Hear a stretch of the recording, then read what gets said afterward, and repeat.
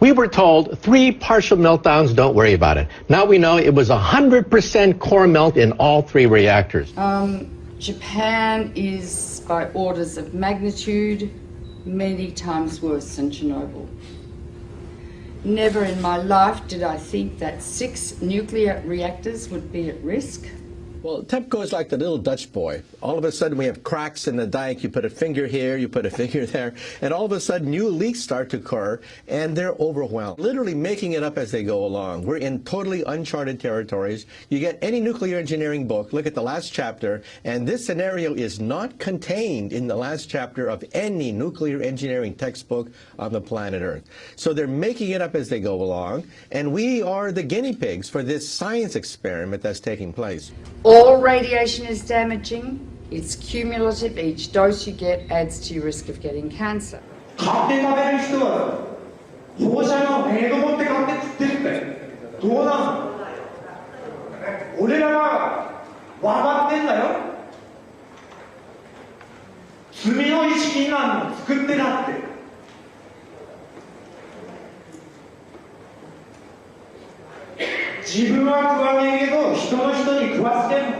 Within days of the Fukushima Daiichi catastrophe beginning, we were getting fallout coming down in rain in the United States, not in insignificant quantities. And also, of course, the seafood, not only does the ocean's currents bring the radioactivity this way, but also the sea life itself, the bluefin tuna, migrated from Japan to North America and carried the radioactive cesium in its flesh over here. Wow, not a good time to be eating tuna. The food chain remains contaminated for hundreds or thousands of years, and we'll start seeing lung cancer and leukemia, I think 2 to 5 years from now.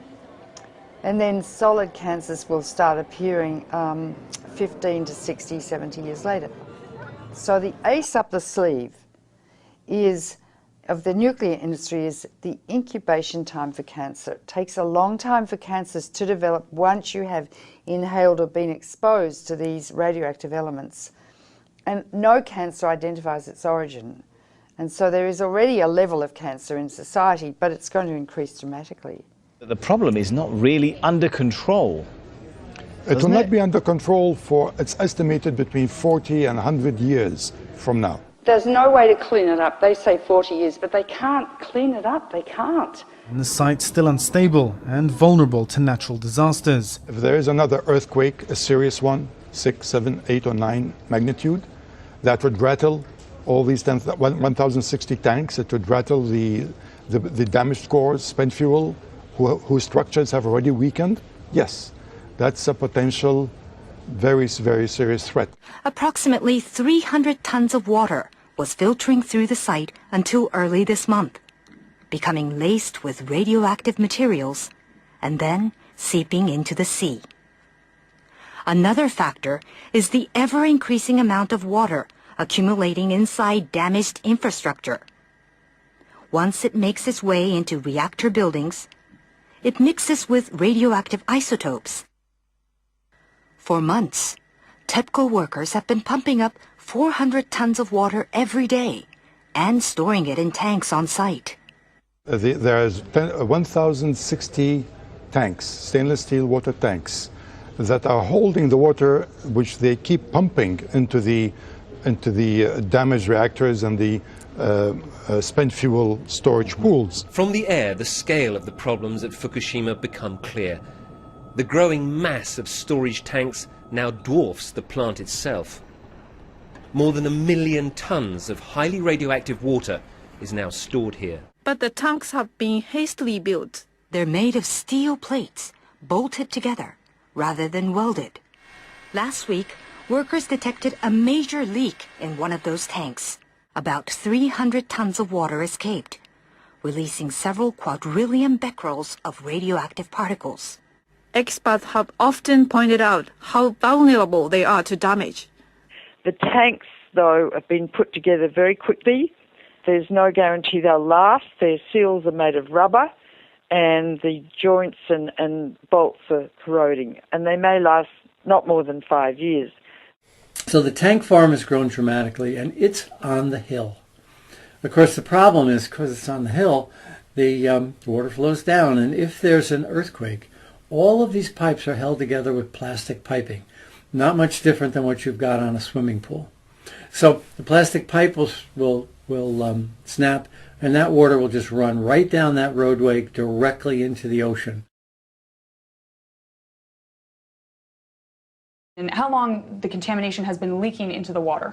Very likely since the explosions and the meltdown at Fukushima Daiichi in March of 2011. Wow, that is quite a long time. Now, how much and what sort of radiation is leaking into the Pacific? I know there's all different types, so if you can explain that in a little detail. Well, clearly what we've seen now is the movement of radioactive hydrogen, tritium, which is a mobile radioactive isotope, but clearly radioactive cesium, 134, 137, strontium-90. We're seeing a full range of radioactive contaminants now moving, which indicate that the damaged cores of these reactors, the meltdowns themselves, are now contributing to the contamination of the Pacific Ocean and groundwater that's moving at about a rate of 300 to 400 metric tons per day. So that radiation has been leaking into the water and polluting the fish continuously for the last 2 years. Radioactive iodine-129, its half-life is 17 million years, plus strontium, plus cesium, plus tritium, and I could go on and on and on. If it gets into the sea, the algae concentrated hundreds of times, then the crustaceans concentrated hundreds of times, then the little fish, then the big fish, then us. Because we stand on the apex of the food chain. You can't taste these radioactive elements, you can't see them, and you can't smell them. They're silent. This graphic shows the gradual contamination of the Pacific Ocean due to leaks of radioactive water from the crippled Fukushima nuclear plant in Japan. The simulation, which was run by a German Marine Research Institute, shows the entire Pacific waters being polluted by radioactive water in just 6 years. The fuel core of Unit 4 at the Fukushima Daiichi nuclear plant. More than 1,500 fuel rods sit in a damaged storage pool 30 meters above ground. The amount of radioactivity in the rods themselves is about 14,000 times that of the Hiroshima bomb. We are dealing with diabolical energy. E equals mc squared. It's the energy that blows up nuclear bombs. Einstein said, nuclear power is a hell of a way to boil water. They need to remove those fuel rods from the pool because if there's another earthquake, Building 4 would go down probably, and all those fuel rods would be exposed to the air and they would burn, and they would release 10 times more radiation or cesium than was released at Chernobyl. Huge amounts, and pollute much of Japan and the Northern Hemisphere. So we're in a nuclear crisis at the moment. If there's another earthquake and Building 4 collapses, which contains the cooling pool with fresh fuel, I'm going to evacuate my family from Boston. So they've put a crane on top of that building, which is shaky anyway. And they're going to lift the fuel assemblies out one by one with the crane, and it will be done manually. Normally, those rods are removed by computer control with millimetres to spare. It's a very delicate operation. The fuel rods must be kept submerged and must not touch each other or break. Nuclear experts warn any mishaps could cause an explosion many times worse than that one here in March 2011. Because if several rods touch each other, you could reach criticality and the whole fuel pool could go critical. Or if the rods break as they're being lifted out, large amounts of radiation would escape from the rods and the area would have to be evacuated, meaning that the area is evacuated, the continuous operation of cooling 5 spent fuel pools and 3 melted cores would stop. Need I go on?